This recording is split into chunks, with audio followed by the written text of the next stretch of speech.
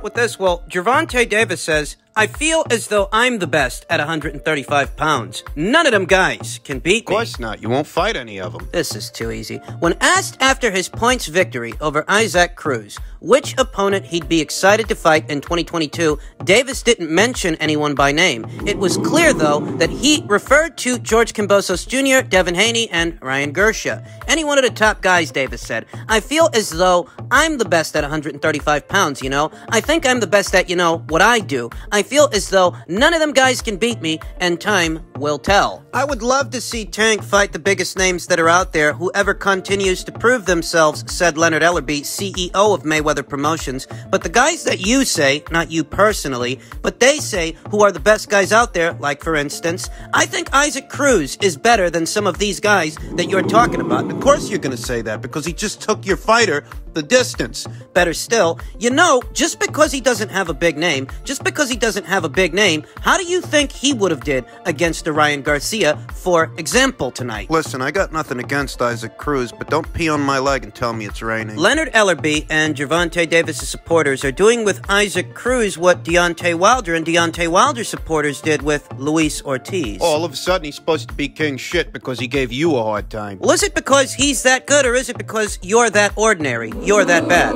The article continues, but to answer your question, whatever the fans want, that's what we're going to give them, Ellerbe said. But we're going to do that on our terms, and I'm going to continue to say that, on our terms. We're not going to go out there again and overpay a fighter just because y'all say he's a big-name fighter. It don't work like that. The business don't work like that. We're not in the business of fucking off money like some of these other promoters. And how do you expect to get these other big-name fighters in the ring with your fighter if you expect to pay them peanuts on the dollar? You can't pay George Kambosos what you paid Usyk Cruz. You can't pay Devin Haney. You can't pay Ryan Gersha couple $100,000 to make the fight happen, and you know that. Leonard continued, well, any fight that Tank fights in is a big fight. The guys that you guys say are big fights, they're not big fights, Ellerbe said. Tank Davis is the cash cow in the division, and he showed you again against Cruz.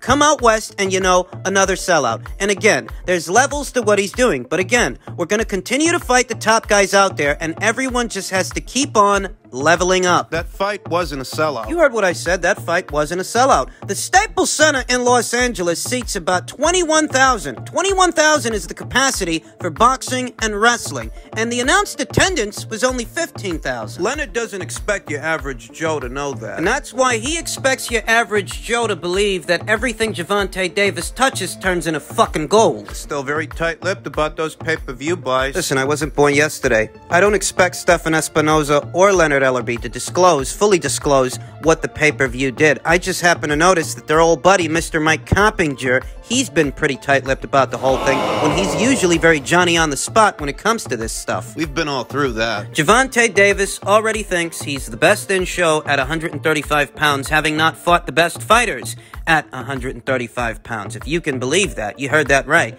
He thinks he's the best after just two lightweight contests, one against Yuriorkis Gamboa, a very faded, over-the-hill, one-legged Yuriorkis Gamboa that had a torn Achilles tendon, and the very unheralded short-notice opponent, Usyk Cruz. In Gervonta Davis's mind, because this is what they're filling his head up with. If you fight those two guys, you're the best. Never mind George, never mind Devin, never mind Ryan, never mind anybody. You fight those two guys? Man, you don't need Vasyl Lomachenko. You fought Usyk Cruz. It's almost a rite of passage to face a division's former champions on your way up the totem pole. Gervonta Davis has yet to do that in the lightweight division, face a former or current champion at this weight, yet he's already making proclamations that he's the best while not in possession of a full title and having not faced any of this division's best fighters. Keep hearing Leonard say they're not going to overpay anybody. Well, Leonard, you can't pay Devin Haney, you can't pay George Kambosos, Ryan Garcia, or Vasyl Lomachenko what you paid Usyk Cruz. What you pay him? $300,000 up front? You certainly can't pay them the way you planned on paying Rolly Romero. You gotta pay the play, baby. Takes money to make money, and you don't want to spend any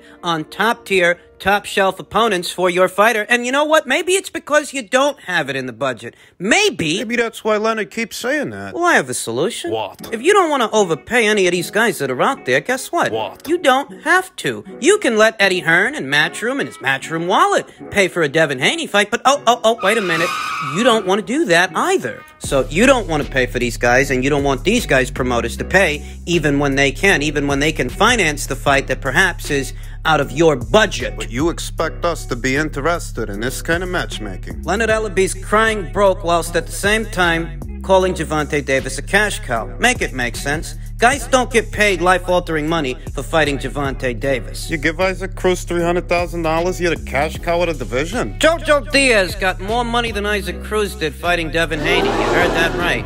Joseph Diaz got more money than Isaac Cruz did for fighting Devin Haney. He got $500,000. Those are the numbers that'll be floating out there in the boxing cosmos. That's $200,000 more than what Isaac got. But you're telling me Gervonta Davis is the cash cow. So why does it pay better to fight Devin than to fight your fighter? If your guy's the cash cow of this division, shouldn't guys be making more money to fight him than fighting anyone else? Anyone else's fighter? This is an ego thing with Floyd, Leonard, Gervonta. Gervonta Davis, he's really just caught in the crossfire, caught in the middle of it. But at the end of the day, what this really is an ego thing. Leonard doesn't want to admit that. Doesn't want people to know that Eddie Hearn can afford to pay for Haney versus Davis, but Mayweather Promotions can't. That's why they're so tight-lipped about the numbers, and that's why Leonard Ellerby has been so irritable as of late. In other news, per tweet from Dan Rafael, I was told by the WBA that Leo Santa Cruz responded to its inquiry and said he plans to return to 126 pounds featherweight. The WBA said it will allow him to take one fight, presumably a tune-up, and then he will defend the title. He will be ordered to face the Lee Wood versus Mick Conlan winner, and that's one fight too many for me. For a guy who hasn't campaigned as a featherweight in years, literally years, plural, more than one. He said he would make his ring return this December months ago. And obviously, he didn't do that, and the WBA continues to give Leo Santa Cruz too much leeway. Too much privilege. He's a big part of the reason that this division hasn't seen a unified champion in God knows when. I mean, Leo Santa Cruz. Why are they giving this fucking guy so much consideration? In what way does it benefit them? In what way does it benefit the WBA? In what way does it benefit all those fighters paying sanctioning fees to be in those rank standings? In what way is it beneficial to anyone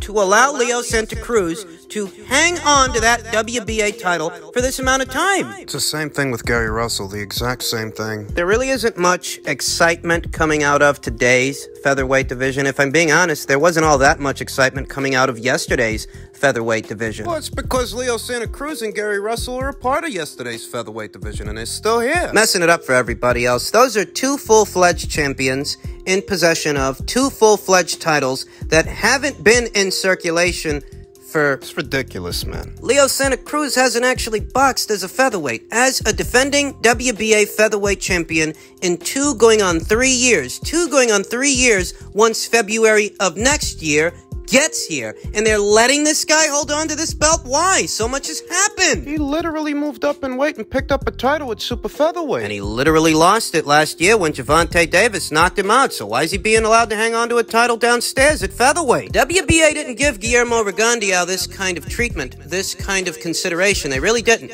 Guillermo Rigondeaux moved up in weight to challenge Vasyl Lomachenko, and he was told that should he lose that fight, he will lose his status as a champion in the super bantamweight division. He was in possession of the WBA's super bantamweight title, and in so many words, they told him, you lose that fight at super featherweight, you lose that title at super bantamweight. They're not doing that to Leo, though. Leo, who hasn't boxed at all this year. I thought that pressure from the Alphabet Commission would bring reconciliation to today's featherweight division, but I guess that was just wishful thinking, because here we are, and Leo Santa Cruz is once again getting special treatment, and I don't know why, because it's not like he's some sort of cash cow, some sort of fan favorite, some sort of media darling. Lukewarm Leo don't create excitement with his fights. And the division would be a lot better without him in it. That's just the truth. Those are the facts. What good is an absentee champion to anyone? In what way does boxing benefit from letting him keep that title? Other news per tweet from Michael Benson. Jake Paul on Tommy Fury. I don't think a fight will ever happen. I don't want to give him the opportunity. He had his shot. I'd like to see him have to fight 20 more times to even get the same payday he was going to get versus me. Sorry, Tommy. It's not going to happen. And with that, Tommy Fury has effectively disgraced the Fury name. Jake Paul's made him look really bad without having to throw a single punch. Whatever you thought of Jake Paul ahead of what was supposed to be the Tommy Fury fight that Tyrone Woodley has decided to stand in for, they're doing a second fight, a rematch. You'll notice that I haven't spent a lot of time on this fight, not even as much time as I spent on the first Tyrone Woodley fight. And it's kind of like when you go to the circus and you first get a whiff of that cotton candy and that caramel corn.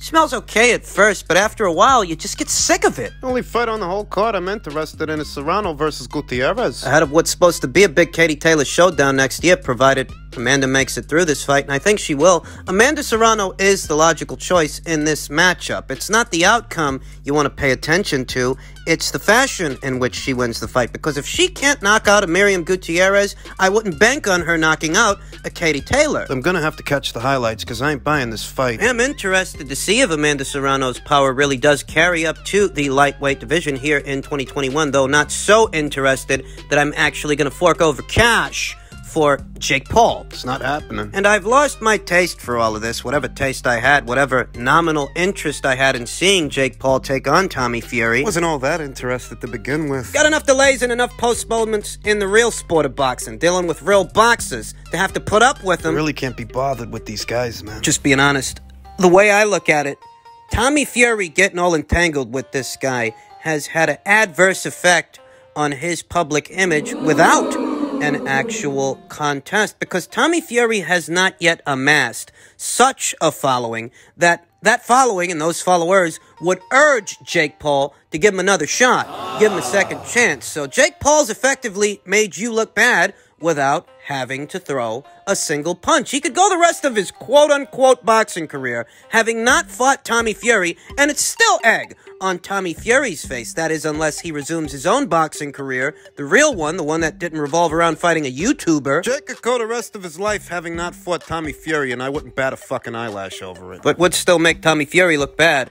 That is, unless Tommy Fury can get back in that squared circle and take his own career a little bit more seriously, not allow his own career to be stifled by the candor of what is a glorified internet troll. If Jake's not going to give him another shot, Tommy's got to make people forget. Forget that he got all wrapped up in this jackpot and, score some knockouts. He better do something, because he's the one who pulled out. Chest infection, bullshit detection, whatever. Tommy's the one who pulled out. And finally, per tweet from Michael Benson, Eddie Hearn is currently out in Dubai and has revealed that one of the reasons for the trip is to discuss potential Middle East site deals for Alexander Usyk versus Anthony Joshua 2 and Tyson Fury versus Dillian Whyte. We haven't heard a whole lot about that second fight, that rematch between former champion Anthony Joshua, former unified champion, and current reigning unified champion Alexander Usyk. There was some hubbub very recently about a potential step-aside deal, but I never bought into that. I didn't believe it, and I was wise not to spend much time, if any, on it, because I never figured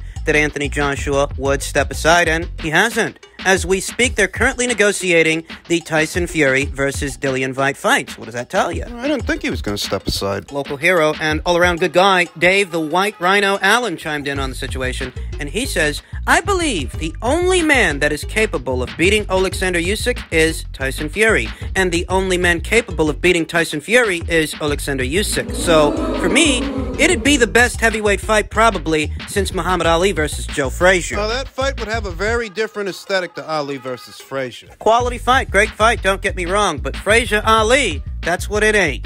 And you hear this and you get the sense that Dave Allen, he don't like Anthony Joshua's chances in that second fight. He don't like his chances in that rematch. He actually added to the conversation. I mean, if he thinks the only guy that can beat Usyk is Tyson Fury, what's that tell you? He said, I think he being Anthony Joshua, will try and rush Usyk, try and impose his strength and size, but that is not the way to beat Alexander. Alexander's too clever. I believe if Anthony is to march onto one, he will get taken out pretty devastatingly. I take it he doesn't like Anthony's chances. Listen, a lot of people don't. It just is what it is. A lot of people who might have been underestimating Alexander Usyk, myself included, are looking at that second fight through a very different lens. We know that Anthony Joshua was very recently here in America looking to add something to his corner, but he hasn't made a decision yet. And I still think he should go with Joey Gamache. How many times have you heard me say that before? Joey Gamache has experience. devising a game plan for just this kind of fighter. The Joey Gamache that was in Teofimo Lopez's corner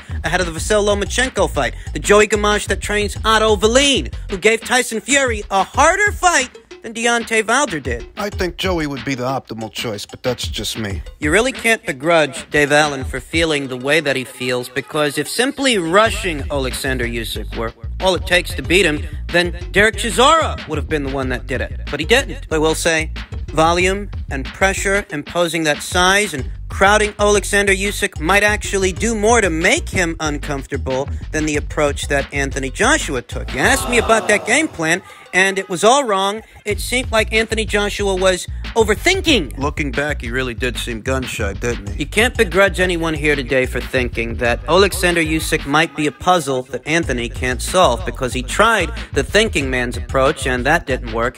If he tries to be more of a blunt instrument in the rematch, well, he might go for it, gas out, and then get taken out. Don't get me wrong, I do think he needs to be more aggressive in the rematch. Aggressive enough to impose his size and use his power, more of it. More activity so that at least he can win those rounds on volume alone. I do think he needs to be more front foot heavy in the rematch, but in doing so, he could burn through his energy reserves that much faster. It's a trade-off. It's always a trade-off. There's no such thing as a free lunch. Without knowing what additions, if any, Anthony Joshua is going to be making to his corner, I can't give you any conclusive answers at this time. The rematch is a ways out anyway. It's going to be several months into the year of 2022. It's not exactly right around the corner. I'm looking forward to the rematch, regardless of the outcome, the kind of drama that makes the heavyweight division the granddaddy of all weight classes. But if you're looking for conclusive answers here, I ain't got him. I do think Anthony Joshua can knock this guy out, but